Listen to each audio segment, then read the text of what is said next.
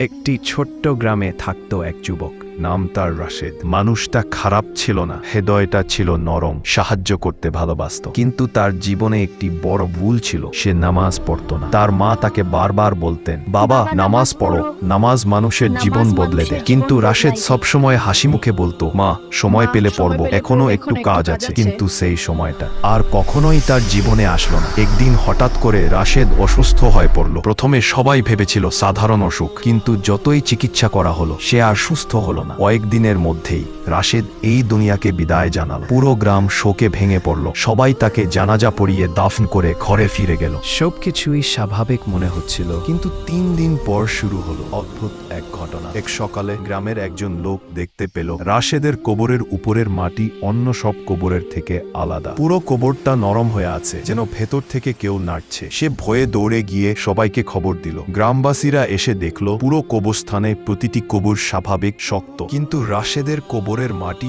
প্রতিদিন নরম হয়ে যাচ্ছে, যেন কবরটি শান্তি পাচ্ছে না, কবরের ভেতর কেউ কষ্ট পাচ্ছে। এই দৃশ্য দেখে গ্রামবাসীরা ভয়ে ইমাম সাহেবকে ডাকলেন। ইমাম সাহেব এসে কিছুক্ষণ কবরের পাশে দাঁড়িয়ে রইলেন। তার মুখ ভারী হয়ে গেল, চোখে দুঃখ। সবাই তাকে জিজ্ঞাসা করল, হুজুর এমন হচ্ছে কেন? ইমাম গভীর নিঃশ্বাস নিয়ে বললেন, মৃত্যুর পর মানুষের প্রথম হিসাব হয় নামাজ নিয়ে। যে মানুষ দুনিয়ায় নামাজকে গুরুত্ব দেয়নি তার কবর সংকুচিত হয়, আত্মা কষ্ট পায়। রাশেদ ভালো মানুষ ছিল, কিন্তু নামাজ ছেড়ে দেওয়ার শাস্তি আজ সে ভোগ করছে। এই কারণেই কবরের মাটি নরম হয়ে যাচ্ছে, সে শান্তি পাচ্ছে না। এই কথা শুনে গ্রামবাসীরা স্তব্ধ হয়ে গেল। রাশেদের মা কবরের পাশে বসে কাঁদতে কাঁদতে বললেন, হায় আল্লাহ, আমি তোকে কতবার নামাজ পড়তে বলেছি বাবা, তুই কেন আমায় শুনলি না? তার কান্নার শব্দে পুরো কবরস্থান নিস্তব্ধ হয়ে গেল। সবাই রাশেদের জন্য দোয়া করতে লাগলো। কিন্তু এই ঘটনার পর গ্রামে একটা বদল এলো। যারা আগে নামাজ পড়তো না তারা আবার মসজিদে ফিরতে শুরু করলো, কেউ